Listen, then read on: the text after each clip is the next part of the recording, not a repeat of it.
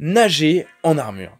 Je sais pas ce que vous en pensez, mais moi c'est toujours un truc qui m'a un peu perturbé. Je me suis toujours demandé si c'était possible ou non. On le voit parfois dans certains films, dans certaines séries également. Je pense à Game of Thrones où Jaime Lannister tombe à l'eau à un moment avec son armure lourde et on le voit très nettement couler jusqu'au fond de l'eau.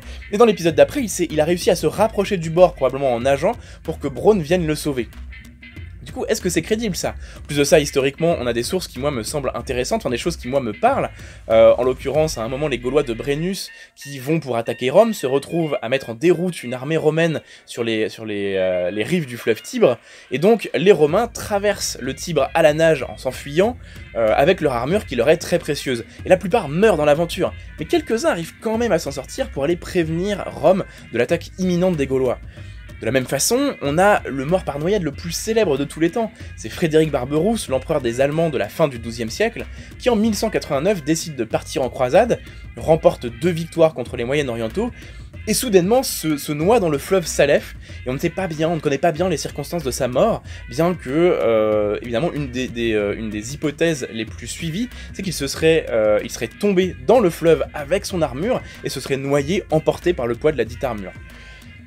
Il y a également des techniques de nage en armure qui existent, et dont certaines sont encore pratiquées au Japon, et moi j'avais tout ça en même temps, ça m'a toujours beaucoup perturbé. Je me suis toujours dit, ok, est-ce qu'on peut nager vraiment avec une armure? Quelles sont les techniques? Qu'est-ce qu'on peut faire avec?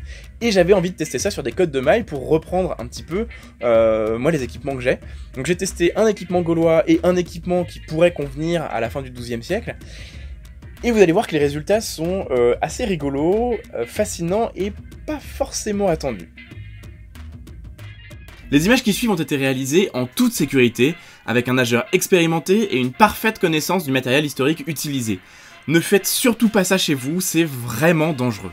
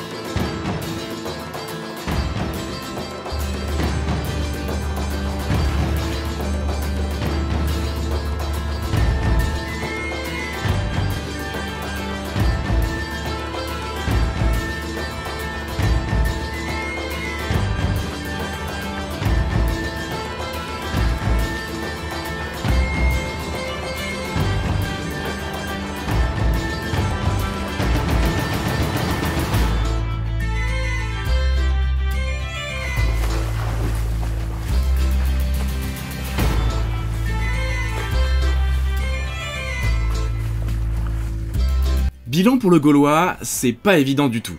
Les nages classiques ne sont pas assez puissantes pour maintenir la tête hors de l'eau, et il faut faire en sorte de progresser lentement en respirant le plus possible grâce à des mouvements puissants par à-coups. Si un soldat romain ou un guerrier gaulois équipé d'une manière similaire se retrouvait dans cette situation, ils avaient une chance de s'en sortir à condition d'avoir été un minimum familier avec l'eau, de garder la tête froide et de progresser avec efficacité et en puissance plus qu'en rapidité.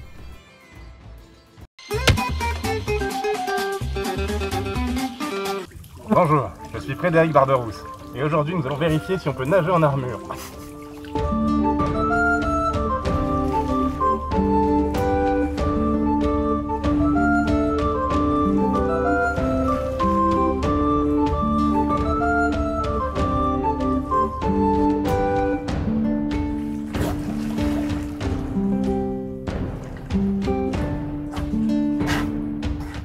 Bon, on peut pas nager. Voilà, Hein? voilà, ça c'est fait. Ah, le test est fini. On peut pas nager.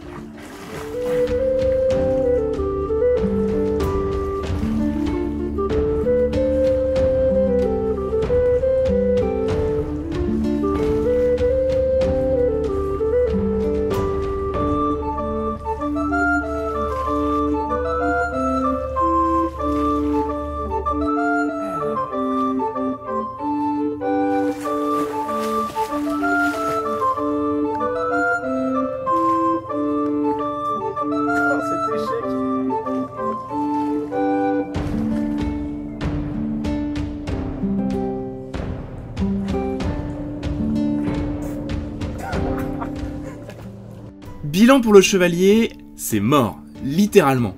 En dehors de la première impulsion, on coule vraiment à pic, et même en ayant pied, les centres de gravité sont modifiés et la mobilité est tellement limitée qu'il faut plusieurs essais pour réussir à reprendre pied. Je le redis, ne faites surtout pas ça chez vous. Moi je le fais pour que vous n'ayez justement pas besoin de le faire. Avec ou sans casque, ça ne change pas grand chose. J'ai également essayé juste avec le gambison, c'est possible de nager avec, mais très difficile de sortir de l'eau. En effet, le gambison a tendance à retenir le poids sur le haut du corps, changeant ainsi le centre de gravité et perturbant énormément l'équilibre. On a vite tendance à basculer en avant ou en arrière. Ces tests ont duré quasiment 2h30 et j'ai pas mal expérimenté de choses, donc si vous avez des questions en commentaire, surtout n'hésitez pas à les poser, j'y répondrai comme toujours avec grand plaisir. Et ben voilà, je pense que le résultat est assez net. Je vous avoue que j'étais vraiment pas serein quand je travaillais avec le Aubert. Faut savoir que j'ai 10 ans de natation derrière moi, donc je sais à peu près me débrouiller dans l'eau. Mais là, avec le Aubert, c'était juste impossible. Je vous jure que c'est très angoissant parce que on ne peut absolument rien faire. Et je pense que si Frédéric Barberousse était effectivement tombé dans le fleuve avec son armure, il s'est noyé à une vitesse incroyable parce que y avait aucune autre solution. Les techniques de nage en armure, elles utilisent souvent l'impulsion de manière à pouvoir sortir sa tête le plus possible de l'eau et avancer lentement mais sûrement. C'est d'ailleurs ce que montrent les techniques japonaises. Je vais vous mettre des liens dans la description si vous voulez en savoir plus. Mais en tout cas, c'est ce que j'ai retrouvé moi avec le Gaulois, dans le sens où j'étais obligé de faire en sorte de pouvoir vraiment respirer le plus souvent possible et avancer très lentement par à coup.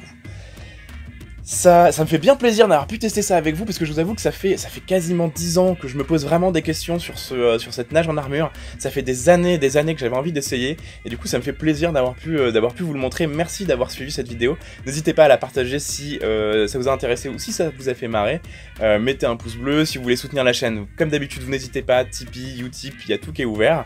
En attendant, nous on se retrouve pour de nouvelles vidéos assez rapidement, et n'oubliez pas, l'histoire est vivante.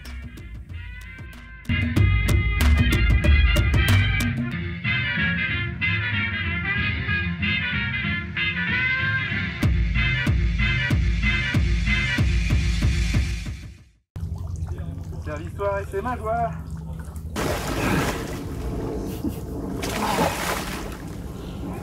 Bonjour. Bonjour. Je dis bonjour, c'est courageux, hein. Oui, je trouve aussi, oui.